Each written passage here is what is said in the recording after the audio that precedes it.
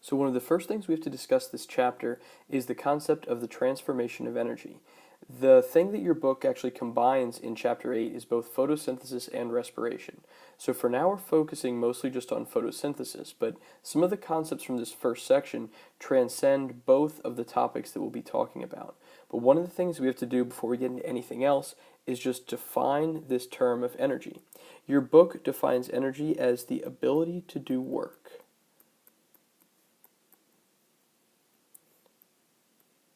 I know we often think of energy in terms of caloric energy, like chemical energy from food that you're eating, but there are other forms of energy that go beyond that. You're thinking of things like potential energy and kinetic energy in physics.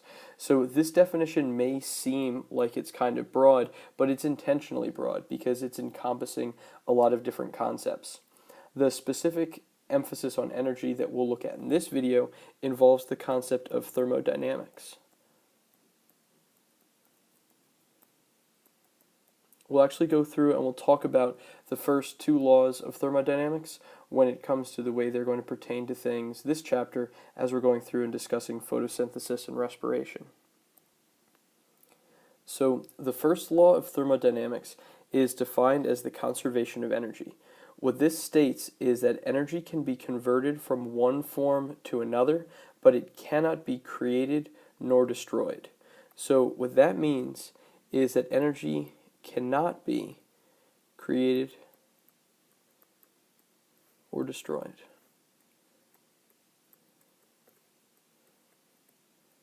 But here's the important part when it comes to this chapter. It can be changed.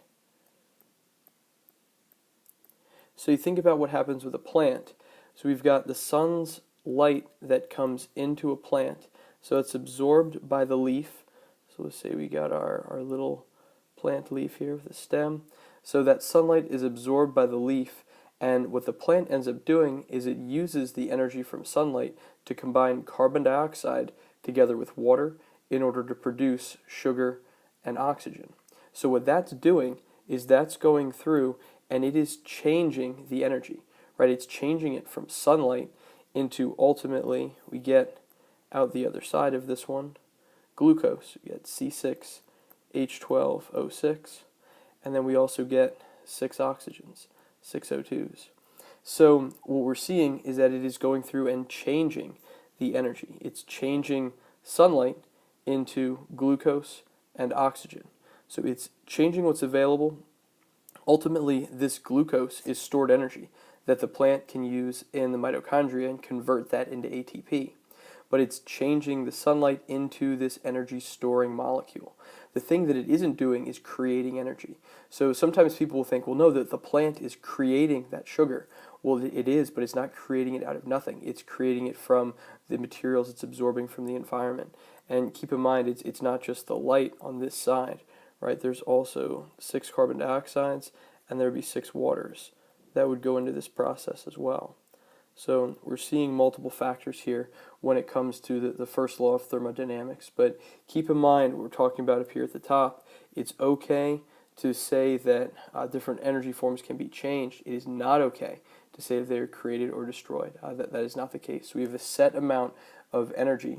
It can be changed into different things, but you cannot either create new energy out of nothing or destroy any of the energy that we have. Now this part we are going to talk about a little bit more when it comes to the second law, because the energy can be changed into a form that's no longer really very helpful, which is different than destroying it, but it also means that it's no longer really available in the ecosystem.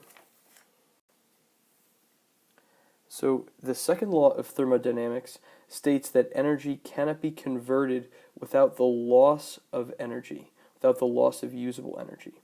So what that means, if we put it on here, while energy is being converted from one form to another, there is always going to be some type of loss of energy.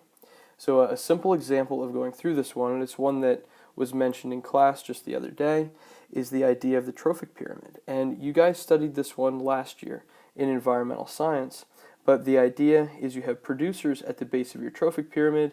Then you've got your first level consumer, second level consumer, third level consumer, and so on if it even continues higher than that. But one of the reasons why this whole thing tapers off, one of the reasons why a pyramid is the right way of thinking about this, is because not all of the energy moves from one level to the next.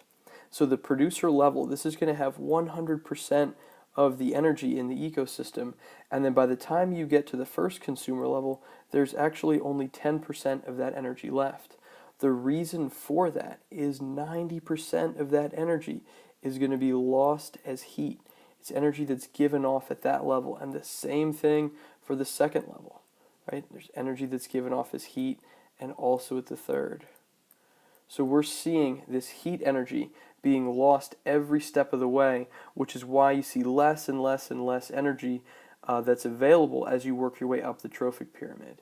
So the thing that I talked to you about when we were discussing the first law, we said that energy cannot be destroyed, which is true, but it can be converted into a form that's no longer helpful.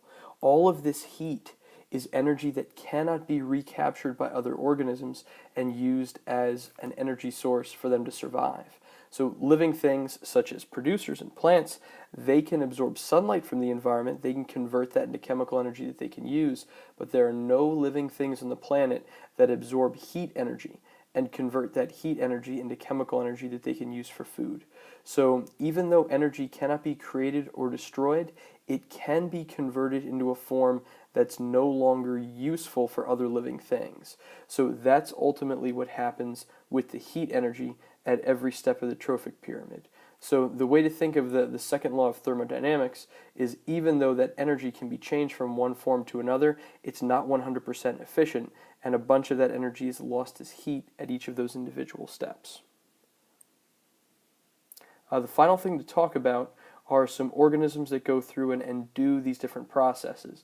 And as I mentioned to you earlier, we have some living things that go through and do the process of photosynthesis, and then other things that are using the process of respiration, which we'll talk about actually as a second chapter.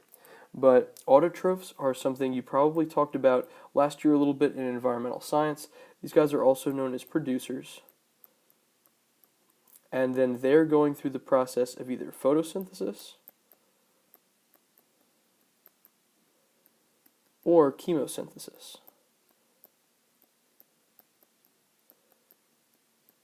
So chemosynthesis takes place, for example, like deep in the ocean where you've got living things that convert sulfur compounds into energy that they can use. This one is very much of an exception. And as far as autotrophs go, we're going to focus mostly on living things that are going through the process of photosynthesis. As far as heterotrophs are concerned, these guys are consumers. And these are things that need to go through the process of cellular respiration.